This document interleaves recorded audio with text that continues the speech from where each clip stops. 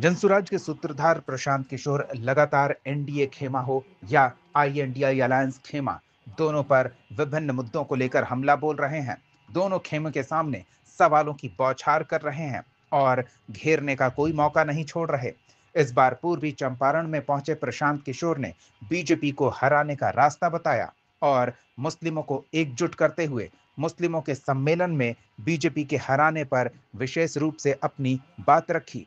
कहा कि पहले मुसलमानों के पास कोई रास्ता नहीं था, अब जनसुराज विचारधारा आधारित समीकरण बनाकर मजबूत विकल्प दे रहा है। ऐसे में बीजेपी को और एनडीए को हराकर सत्ता परिवर्तन संभव किया जा सकता है। वहीं प्रशांत किशोर ने तेलंगाना के सीएम रेवंत रेड्डी को लेकर भी हमला बोला और कहा कि वो बिहार के लोगों के डीएनए को मजदूर वाला डीएनए बताते थे।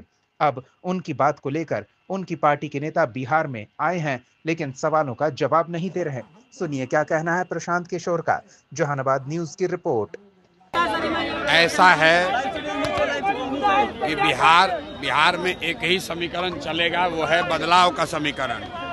ठीक है, सबने, समाज के सभी वर्ग ने, वो किसी जाति का हो, किसी धर्म का है, सबने तय किया है कि बिहार में बदलाव चाहिए, बिहार में एक नई व्यवस्था चाहिए और उसमें हिंदू, मुसलमान, अगड़ा पिछड़ा सारे लोग शामिल हैं। मुसलमान उससे अलग नहीं है।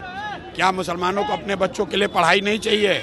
क्या मुसलमानों के बच्चे बेरोजगार नहीं हैं? क्या मुसलमानों के बच्चे पलायन नहीं कर रहे हैं? सारे लोग परेशान हैं। अभी तक उनके पास अवसर नहीं था, रास्ता नहीं था, तो कहीं ना कहीं भाजपा और नीतीश से डर के उनको लालू जी को वोट देना पड़ता था। अब उनको ये रास्ता दिख रहा है, जनसुराज का रास्ता दिख रहा है, तो सारे लोग विचारधारा के आधार पर जो समीकरण जनसुराज बता रहा है कि एमओआई समीकरण नहीं चाहिए, विचारधारा आधारित समीकरण चाहिए, वो समीकरण चाहिए जहां आधे से ज़्यादा हिंदू विचारधारा के आधार पर मुसलमानों के साथ मिलकर भाजपा को यहाँ शिकस्त देंगे और बिहार में तरक्की भी होगी और भाजपा को हराया भी जाएगा।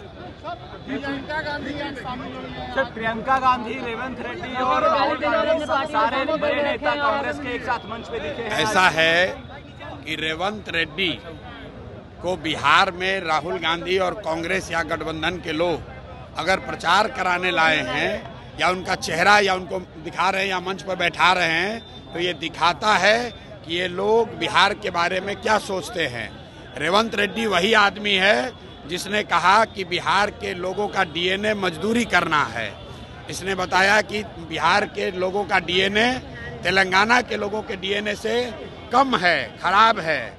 ऐसे व्यक्ति को अगर कांग्रेस और गठबंधन बिहार में लाकर मंच पर बैठा रही है, तो बिहार के एक एक व्यक्ति की ये जिम्मेवारी है कि इनको यहाँ से उठाकर तेलंगाना में वापस फेंका जाए, ताकि इनको याद रहे कि अगर बिहार के लोग सिर्फ मजदूरी करने के लिए पैदा हुए हैं तो फिर यहाँ बिहार में आकर वोट क्यों मांग रहे हो।